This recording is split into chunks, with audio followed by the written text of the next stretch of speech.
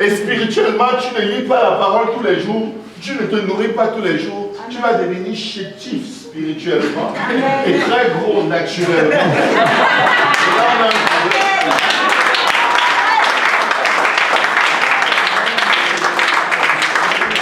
Le Seigneur aurait pu permettre que tu manges un repas, ça te suffit pour un mois.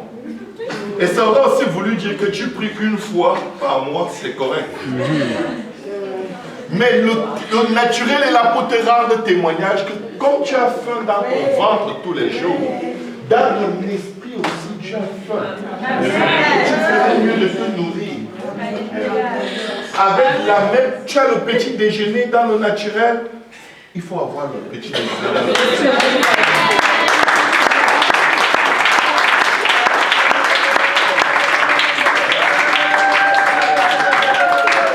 C'est pourquoi il nous est recommandé d'avoir 1 heure de prière et lecture de la parole par jour. Parce que même quand tu manges, tu ne fais pas 1 heure de manger par jour. Tu manges tellement vite. Amen. Et si tu te donnes 1 heure pour louer, lire la Bible et prier, c'est bon. Tu vas t'en sortir. Amen. Amen. Gloire à Jésus.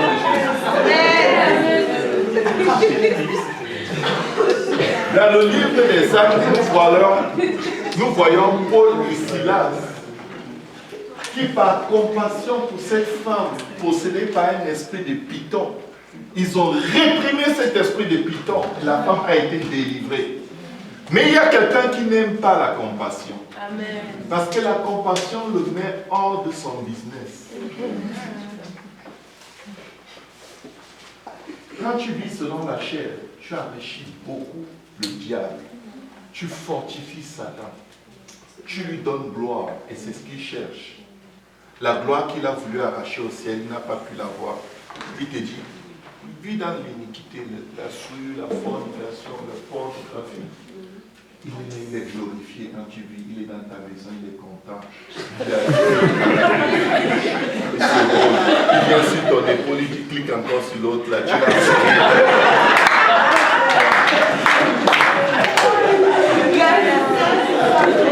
il est content.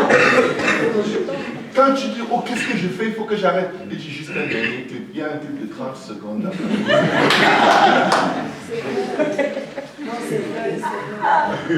Tu cliques dessus, c'est 2 heures de temps plus tard que tu dis. Je croyais que j'ai cliqué pour 30 secondes.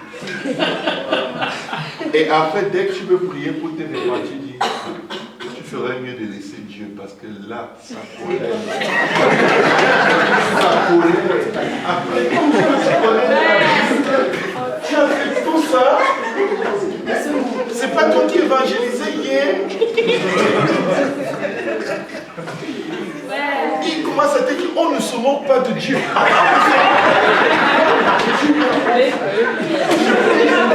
sais quoi, je sors, je fuis, c'est comme si tu dis, oh, stop. Là, il te rappelle tous les versets bibliques, il amplifie la condamnation. Comme il a dit, il a demandé à Ève, Dieu a-t-il dit, vous ne mangerez pas de tous les arbres. Dieu n'avait jamais dit ça. Mais il a amplifié une simple instruction. L'esprit de Python est réprimé de cette femme. Et Paul et Silas sont arrêtés, bastonnés et mis en prison et enchaînés. Mais ils devaient être choqués. On vient de faire un miracle, on vient d'aider quelqu'un. Et ça, c'est là où je veux en venir dans ce message. C'est il y a compassion et compassion. Ça, c'est le niveau de compassion où le ciel et la terre vont être remués si tu arrives à atteindre ce niveau. Ils ont fait quelque chose de très bien. Que quelqu'un dise très bien. Un miracle, des prodiges. On les bastonne bien. On les met en prison avec des brigands, des meurtriers, des assassins. On les enchaîne. Mais parce qu'ils avaient une compassion que rien ne pouvait voler, Paul et Silas se regardent en prison avec les douleurs partout. Je crois que là, ça c'est mon imagination. Amen.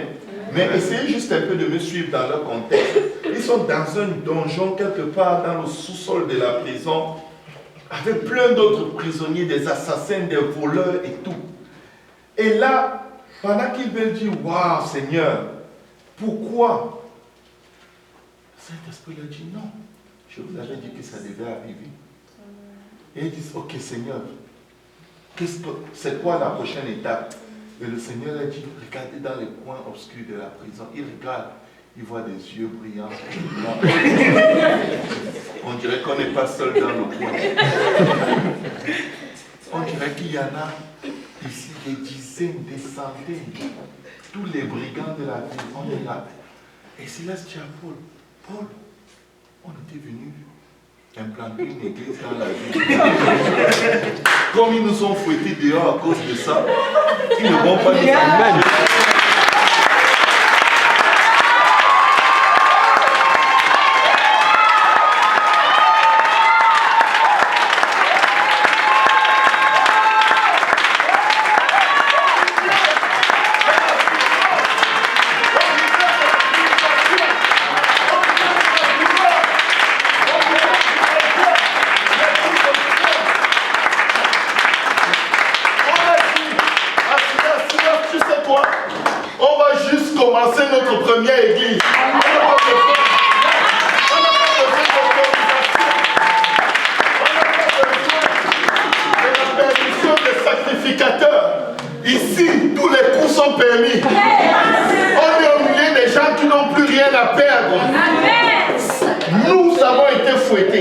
Nous avons été flagellés, battus, rejetés. Mais même s'ils nous tuaient, on allait au ciel. Amen. Mais regarde autour de nous. Ces gens qui sont les exécutifs de là, ils ont tout droit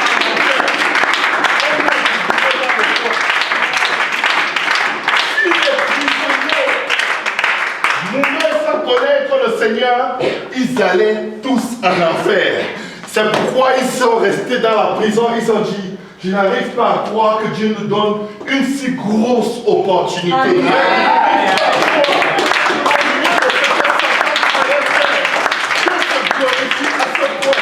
Et alors, il regarde Paul. Et Paul regarde Silas et dit, on fait comment? Qu'est-ce qu'on peut leur dire? Paul lui dit, attends, on va d'abord louer le Seigneur.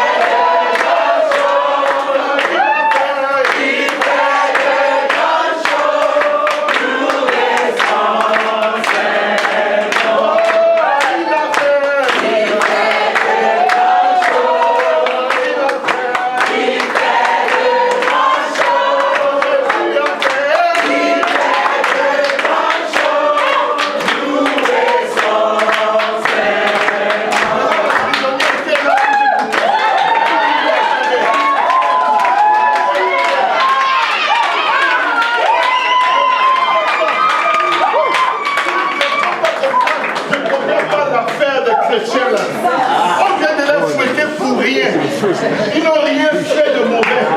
Ils sont battus, blessés, déchirés comme nous qui sommes coupables. Mais ils louent Dieu. Amen. Vous savez quoi? Pour les silences ont continué. Et encore, et encore. Et les prisonniers entendaient. Et le geôlier, même quand il était couché, je suis sûr que le son parvenait là-bas, dans sa chambre, dans son sommeil. Et là, les anges ont vu la compassion que Paul ressentait pour les prisonniers dans la prison. Ils ont dit, la prison ne peut plus tenir.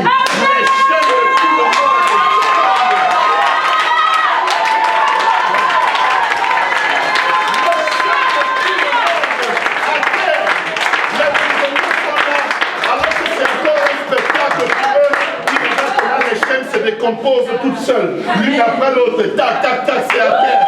Ils sont tellement sidérés, ils sont tellement impressionnés, que même quand les portes de la prison s'ouvrent, ils disent non, non, non, non, je ne peux pas sortir, je vais rester à côté.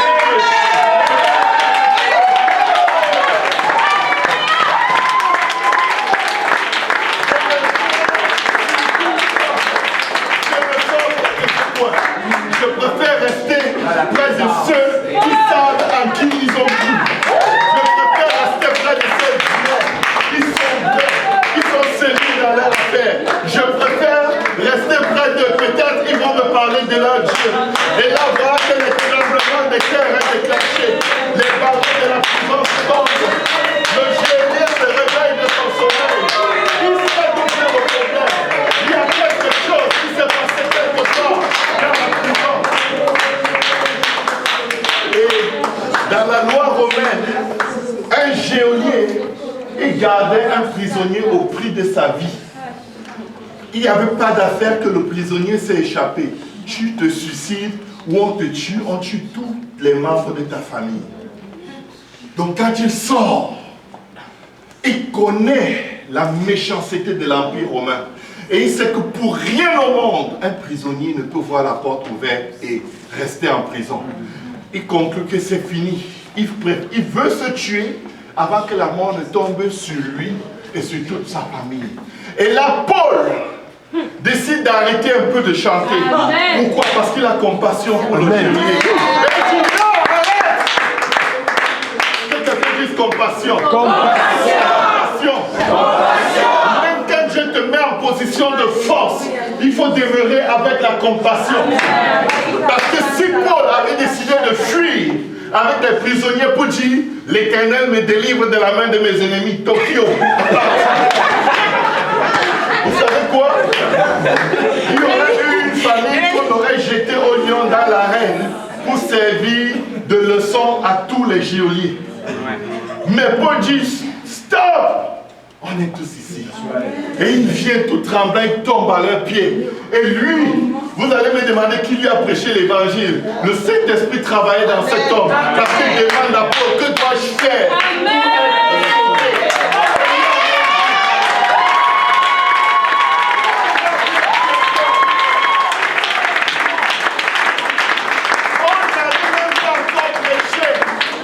Juste à la phase de la louange. C'est pourquoi, peuple de Dieu, quand nous sommes dans la maison de Dieu et que c'est l'heure de louer, ne tu peux déchirer.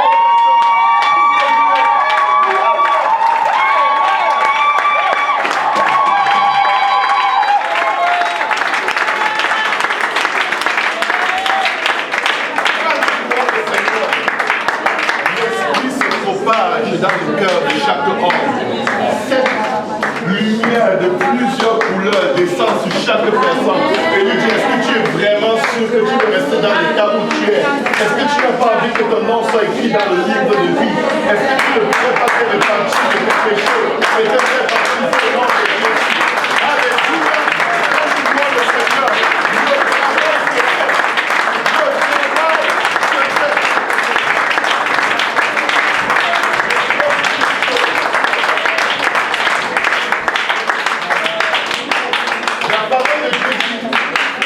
demeurez toujours joyeux dans le Seigneur.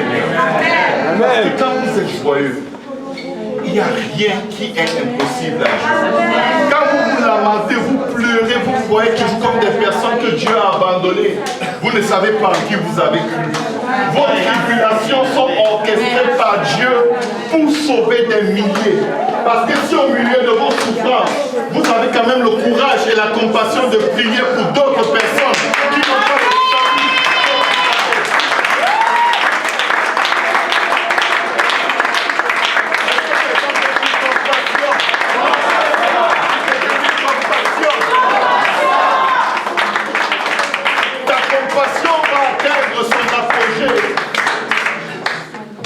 l'apogée de tes problèmes. C'est une distraction quand tu as besoin de quelque chose et tu concentres ton énergie, ton temps là-dedans parce que tu veux que Dieu te le donne. Dieu donne-moi, Dieu donne-moi. Et tu cherches premièrement le royaume des cieux avant que tu ne sois déjà prévu te donner cette chose. Mais ce n'est pas le moment. Cherche premièrement le royaume des cieux.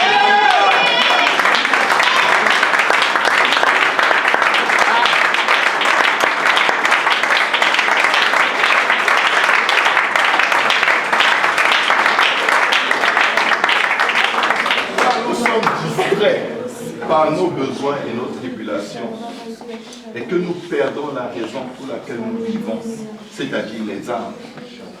Nous gaspillons le temps de Dieu, nous gaspillons le sang de Jésus, nous gaspillons l'onction de Dieu. Mais quand même,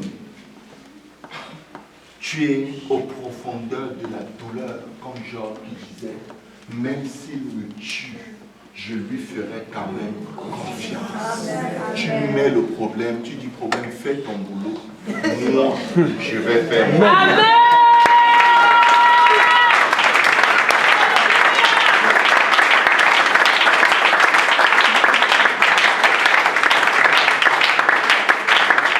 La plus grosse distraction et la plus grosse perte de temps d'un croyant, c'est chercher la solution à ses problèmes.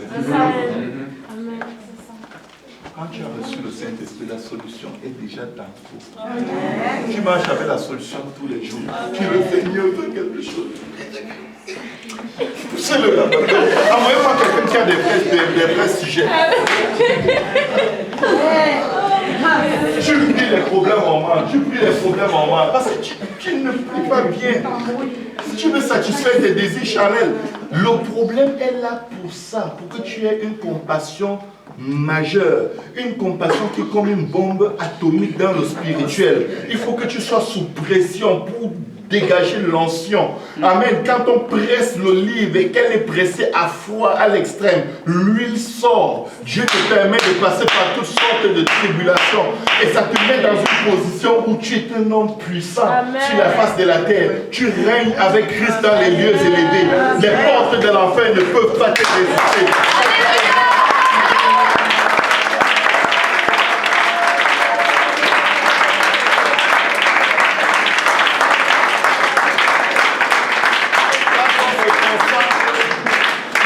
Concentre trop sur nos problèmes. C'est comme si on est en train de dire à Dieu, Seigneur, donne-moi mon paradis maintenant. Le ciel là, tu peux garder, ça ne m'intéresse pas. C'est une attitude du fils prodigue. Je veux mon héritage maintenant. Je veux la paix maintenant. Je veux la solution maintenant. Et souvent, dès que Dieu donne, est-ce que tu vois encore la personne partir? Et beaucoup, ils laissent faire. Parce que Dieu a exaucé la prière. Yes, Seigneur. Oh Seigneur, tu sais, je n'ai pas le temps, je dois travailler. C'est toi qui m'as donné ce travail, je dois faire attention, sinon je peux le perdre. Sinon tu peux le perdre. Tu l'avais d'abord trouvé.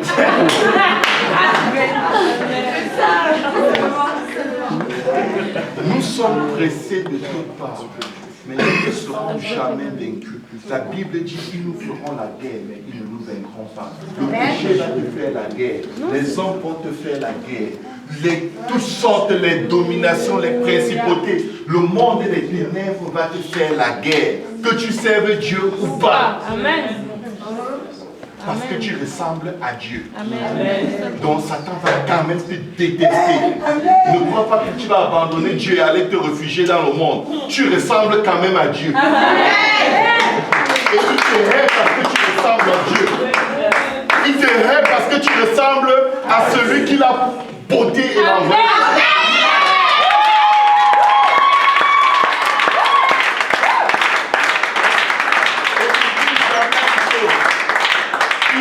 Toujours te haïr parce que tu vas toujours ressembler à Dieu, que tu serves Dieu ou pas. Amen. Satan va toujours te haïr. C'est pourquoi il va te plonger dans le péché. Parce qu'il te déteste. Il veut souiller tout ce qui ressemble à Dieu. Il veut changer l'image du Dieu invisible en image des choses visibles. Il veut te transformer comme un animal. Satan veut ta peau. Tu crois que tu vas faire moitié-moitié avec Dieu et tu vas t'en sortir. L'autre moitié avec qui? C'est avec le diable. Amen. Amen. Il n'y a pas de programme d'échange entre Dieu et le diable.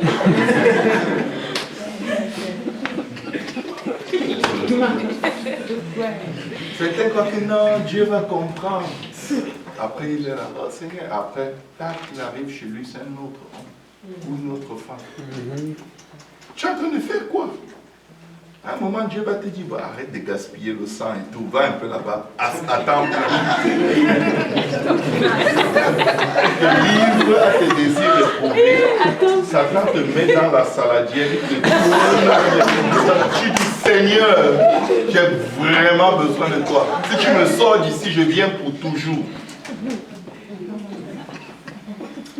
Est-ce qu'on peut acclamer?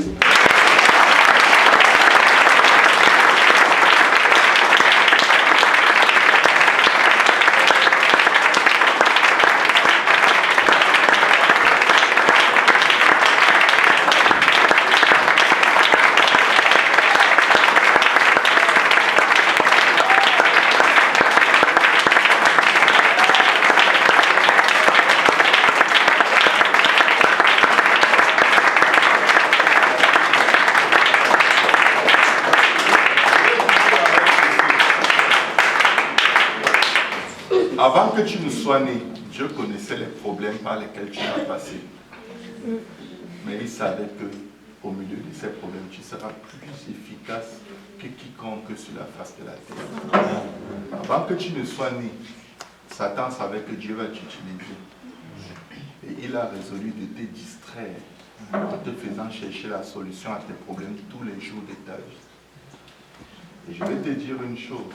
Même si Dieu te donne tout ce que tu demandes, tu n'as aucune garantie que tu vas le servir. Beaucoup de gens disent, si Dieu, Seigneur, si tu fais ceci pour moi, après je vais te servir. Ne le sais pas.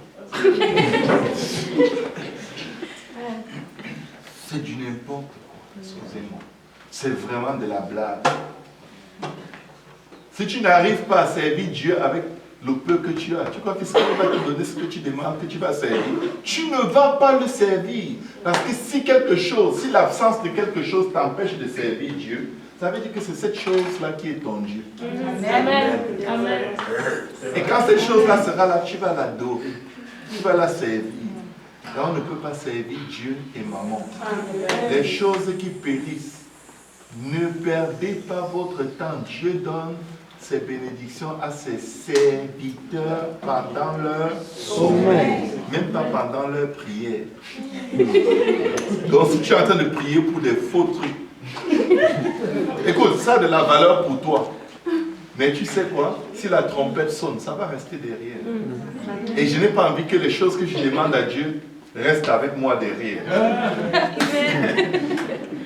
Amen. Amen. Amen. Tu veux un boulot? C'est une bonne chose. Il faut travailler. Mais il ne faut pas vouloir le boulot au prix de ta relation avec Dieu. Tu peux marier une femme. Si c'est au prix de ta relation avec Dieu, tu vas avoir la fille ou le fils du diable comme elle. Dieu va te le dire. Non, je vous le dis, je ne suis pas, c'est pas la blague.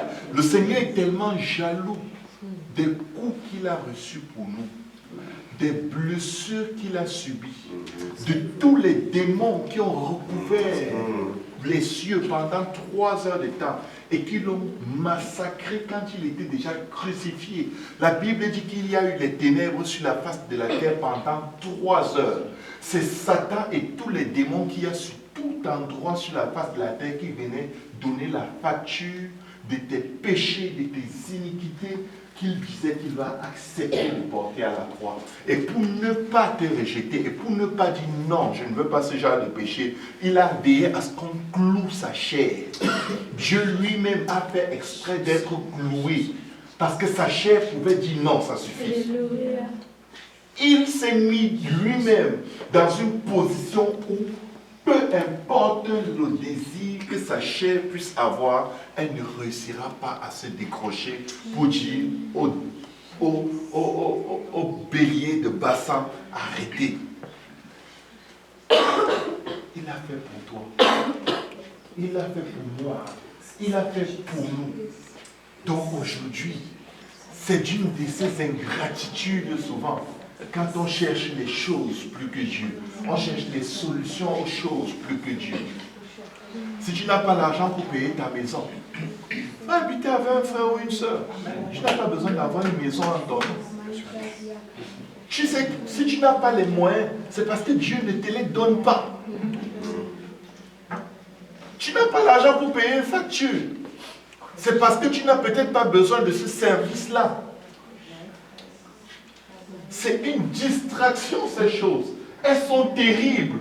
Elles nous font régner Dieu tous les jours.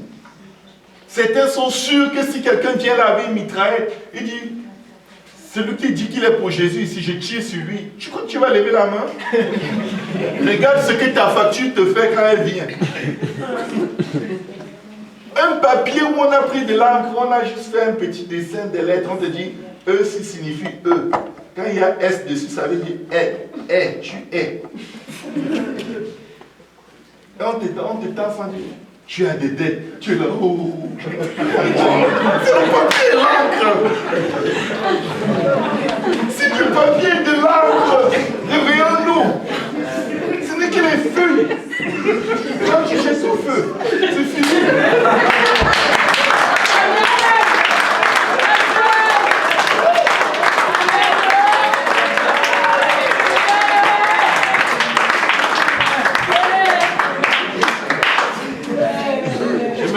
Période de ma vie, les factures me traumatisaient. C'est là où Dieu m'a donné la révélation. Ce n'est que du papier et de l'encre.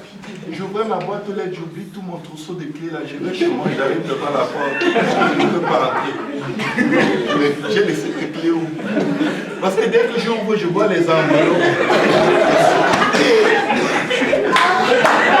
On va me demander l'argent. On va me demander l'argent. On va... Traumatisé. Dieu dit.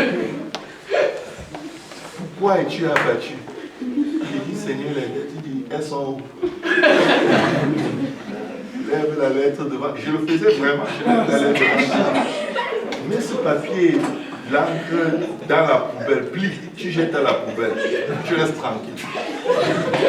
Tu n'y peux rien, non? Tu vas faire quoi?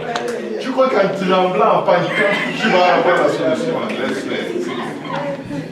Confie-toi en l'Éternel, il ne t'appuie pas sur ta propre. Mets en lui ta confiance et il agira.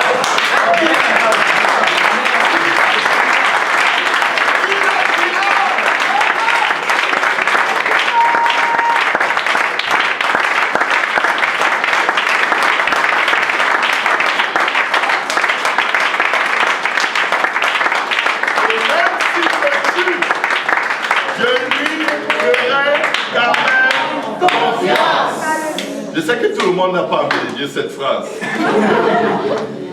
Il y a des jours, je souhaite que Dieu me prenne. Franchement, je vous dis, tu vas vivre même... supposons que Dieu te donne 60 ans de plus que l'âge que tu as. Je crois que dans 60 ans, tu n'auras pas les problèmes que tu as aujourd'hui. Tu les auras peut-être 60 fois plus. Avec les cicatrices qu'ils t'auront laissées, les marques de la vie. La Bible dit que beaucoup vont supplier des pierres de tomber sur eux. Les gens vont chercher la mort, ils ne trouveront pas. Et ça a commencé. Il y a des gens qui se suicident et puis n'arrivent pas à mourir. Ils sont à leur 4e tentative. Certains se sont déjà jetés sur les rails du métro 2 fois. Ils ne meurent toujours pas. Ils sont défigurés, alistés complètement. Mais dès qu'il y a l'opportunité d'être près d'un métro, il va toujours tout faire possible. En donnant l'ambulance, ramener à l'hôpital, réanimation. Confie-toi à l'Éternel. Ça, c'est la vraie vie. Ça fait rire là, mais c'est très vrai. Tu as déjà emprunté de l'argent pour payer une dette? Tu es en train de payer. Tu es en train de faire quoi?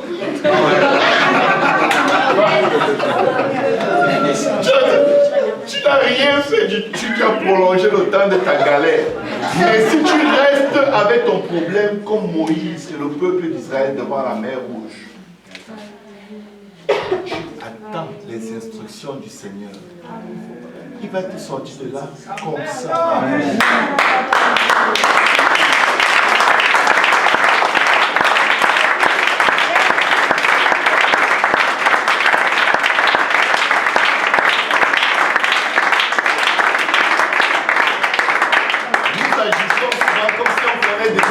De Dieu.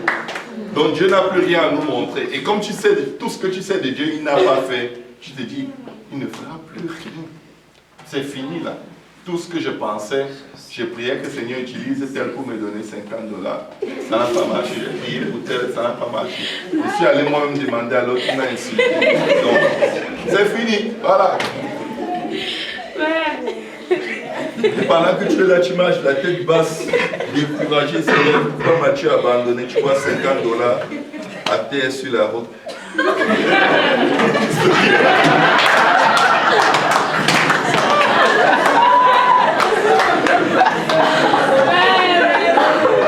Nous sommes des bébés, mais nous sommes les enfants de Dieu. Amen.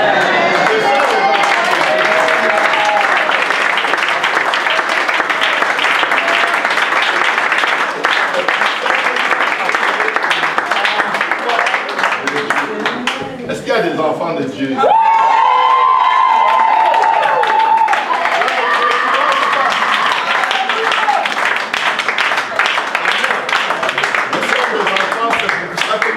Ça, si nous restons près de notre Père, il fera de nous des hommes et des femmes affermis. Des gens qui vont dire tous les matins dans leur prière, même si tu me tues aujourd'hui, je te ferai quand même confiance. Même si tu ne payes pas mes factures, je te ferai quand même confiance. Je ne vais pas emprunter, je vais attendre que tu fasses. Jusqu'à ce que tu enlèves ce test, parce que tout ça c'est des tests. C'est juste des tests. Amen. Amen. Est-ce que nous pouvons élever nos voix et prier?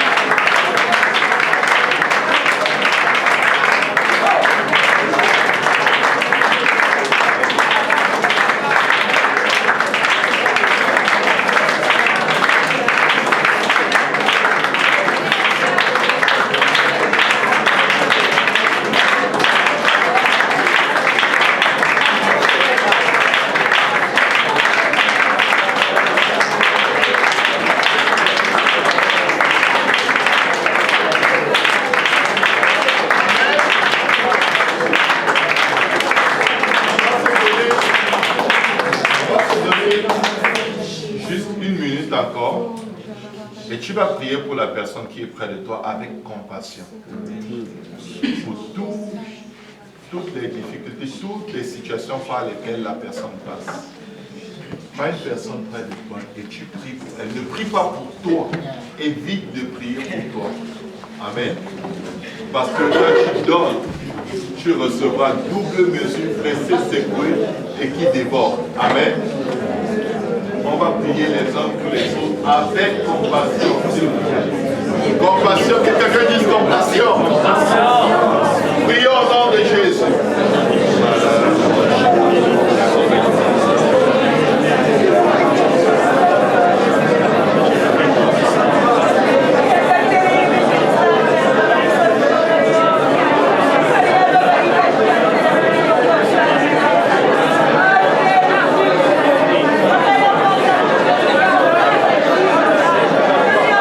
Thank you.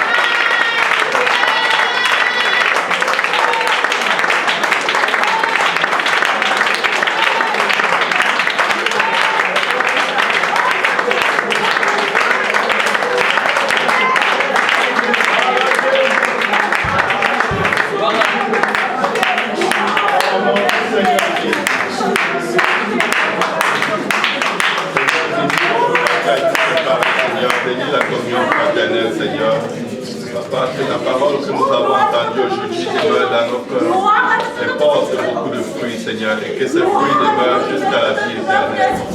Au nom de Jésus. S'il y a quelqu'un qui n'est pas encore baptisé au nom de Jésus, il peut l'être aujourd'hui. Amen. Vous pouvez l'être aujourd'hui. Vous pouvez revêtir du beau nom de Jésus. Le Seigneur efface vos péchés, vous fait porter le nom par lequel il dit que désormais personne ne me fasse plus de la peine, car je porte sur moi les marques de Jésus-Christ. Amen. Amen. Amen. Amen. Si on n'a pas encore reçu le Saint-Esprit, il peut le recevoir ici aujourd'hui. Amen. Amen.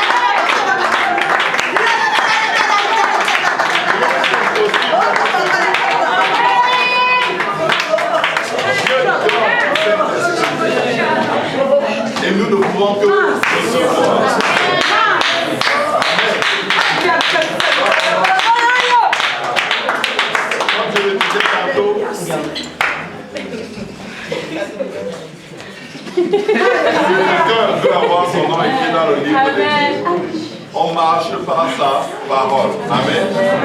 Le Seigneur, Pierre a dit, répentez-vous et que chacun de vous soit baptisé au nom de Jésus-Christ pour le pardon de vos péchés et vous recevrez le Saint-Esprit car la promesse est pour vous, pour vos enfants et pour tous ceux qui sont annoncés grand nombre que le Seigneur notre Dieu les appellera. Jésus leur avait dit dans Luc 24 que la repentance et le pardon des péchés soient prêchés en son nom à toutes les nations en commençant par Jérusalem. Amen. Donc nous prêchons la repentance qui signifie se détourner de ses mauvaises voies pour aller vers Dieu en confessant ses péchés. Le baptême au nom de Jésus-Christ par immersion afin que vos péchés soient lavés, effacés et Dieu les jette dans la mer de l'oubli et Dieu promet que vous recevrez comme Maxime le don du Saint-Esprit.